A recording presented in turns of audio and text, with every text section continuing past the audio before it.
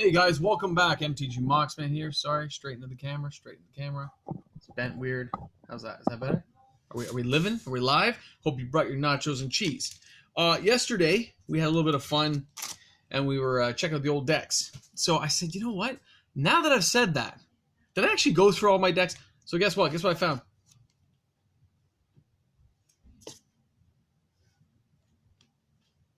Collector Edition Time Walk sitting in just some creature deck. I know it's only, oh sorry, not only. It is a collector edition, as you can tell. Guess what? This one is near mint. Sorry if I didn't show that. There's no gold missing from the edges. This baby is pretty much pristine. See the corners? That's what they look for. Now the funny thing is, if we didn't have that conversation last night, guys, I wouldn't have been thinking about it. Which is the funny part now, just trying to find a sleeve that will slide all the way on and not bend. Because, you know, with these square corners, it's a lot harder. But anyway, isn't that kind of funny? At least for me. I played a long time, guys. So I'm being very careful with this. I have played a very long time. And my friends say I have a very good sense for picking winners, as it were. I guess for the most part, I do. I do pick a lot of winners. There you go. There you go. Look at that. Look, wait, hold on. I did a pretty good job here. Look at that bad boy. We're up to the edge. There's not a lot of room to... No, there really is not a room to make that thing tap down. But still.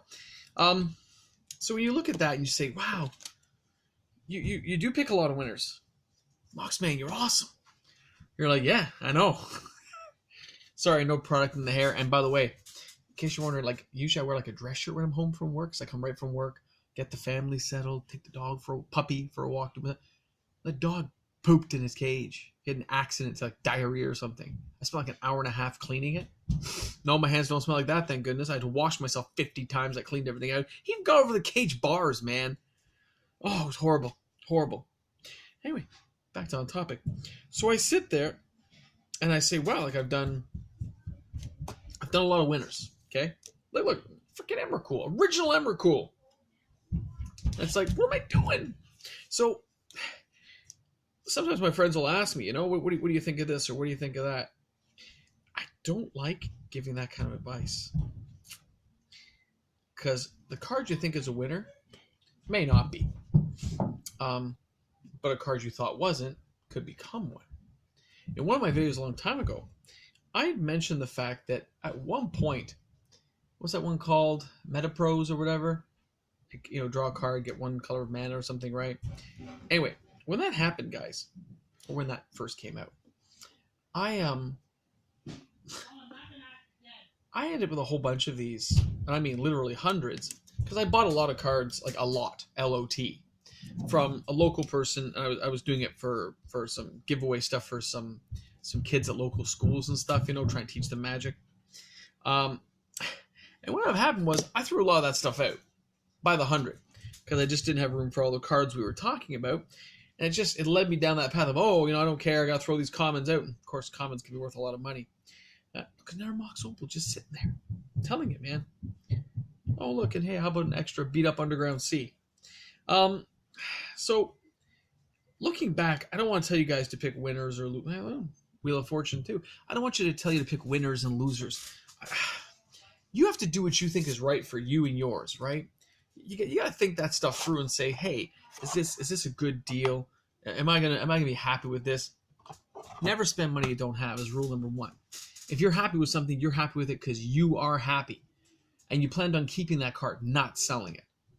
Now, I only sell like these ones here and some of the stuff I put up on eBay, right? Some of this stuff, really, if it doesn't sell, it doesn't bother me, because I never really intend on selling this stuff. I'm just trying to see what the recoup would be, and I'm not trying that aggressively because all my rares and stuff like this stuff is still sitting there when it has $10 values, $15 values. Even trading, I'll get $7 or $8 or whatever. I'm sure I have enough to more than make back my money if I choose to. So I can just buy more boxes to open on the videos and keep like a cycle going. I'm sure I could. But I like Magic, man. I like my cards. And I don't care if they're winners or losers now. I don't have to choose that.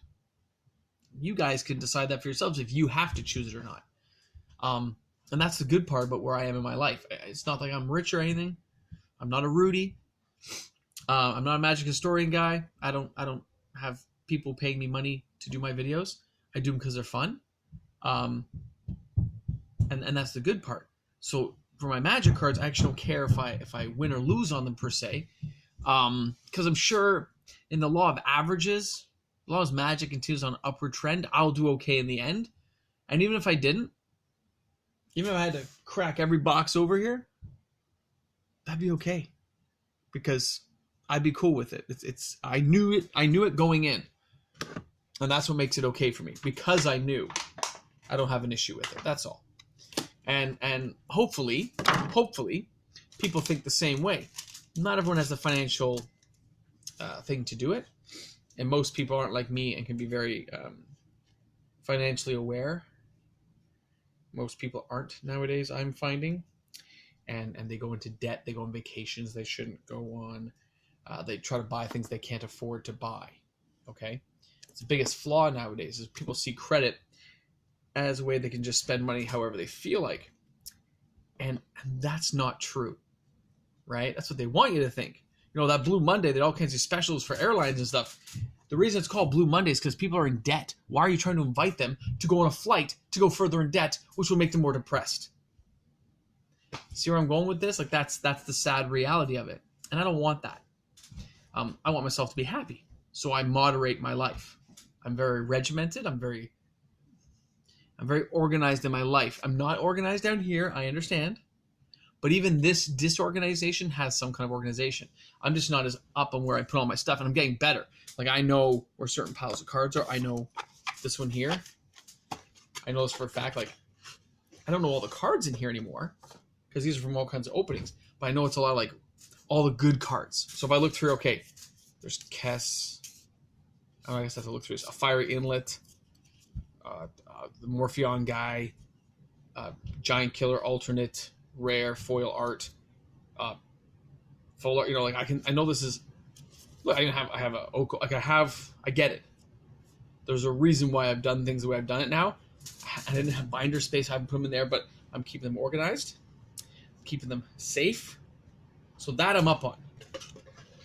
But when I looked at these old decks, and I was thinking when we talked that maybe I should be checking them out, and it occurred to me, man, I better look.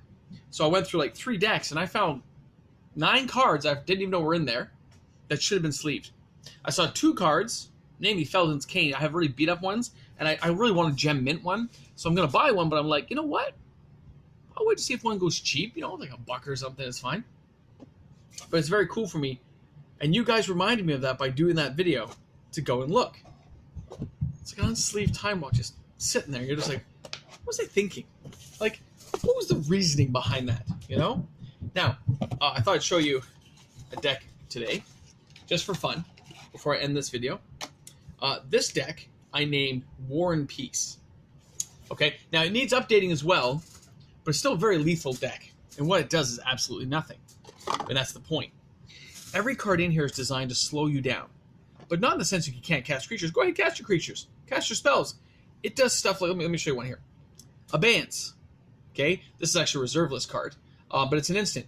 Until end of turn, target player cannot play instants, interrupts, or sorceries, or abilities that require an activation cost. Then I draw a card. Great. Slow somebody down. I have Oblivion Rings and stuff to get rid of stuff. But hold on. My kill card is Ugin, okay? So Ugin's the bad boy. Ugin's the guy who's going to get me going. Orm's Chant with, Orm's Chant and Peace Talks. Orm's Chant says, Kicker, 1 white. Target player can't play spells this turn. If the kicker was paid, creatures can't attack.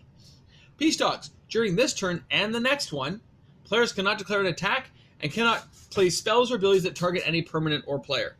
Wow. Then I got some Wrath of Gods. Oh, I'm going to show you this card in a second. Wrath of Gods. And I have... Icon Scepter. And I imprint these things on those things to really slow people down and mess them up. And then my kill cards are like Ugins. Right? Old style Ugin.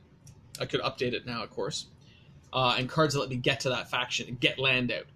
So it just keeps slowing you down until I can get an infinite turn combo with Orm's chance you can never attack me again. Now, yesterday we talked about Time Walk, and we showed you today. That's by Amy Weber. Now, Amy Weber has done some selective cards. You can find them, I think, on eBay still. She hasn't done it. She only did one foil. It's right here. She signs it, and of course it has the thing there. So she does these. Now, you're paying a pretty penny now. I think I paid $20 for this when she first did. Now I think she charged like $100 and something for a regular one. But it's still her artwork, which is kind of cool. So you might want to check that out. You can find it on eBay. Just type in Amy Weber. Right, and you should be able to find it. Anyway, I have to go. Sorry for the short video today, guys, but I just wanted to say thank you for reminding me to look through my decks to actually see what's there, because it really did help me, because I don't always check these a lot. And yeah, War and Peace is a wicked deck. I will go through deck construction if somebody wants to know what's exactly in it. It's still kind of a pricey deck to put together by today's standards because it has Ugins and stuff in there, but a lot of the cards are very cheap to get. All right, thanks a lot, guys, for tuning in. MTG Mox, man. If you're new to the channel, please hit subscribe, assuming anyone watched the video this late in the day to say, hey, boomstick. That's right, you know I always say that somewhere. And remember the nachos and cheese. Cheers, guys.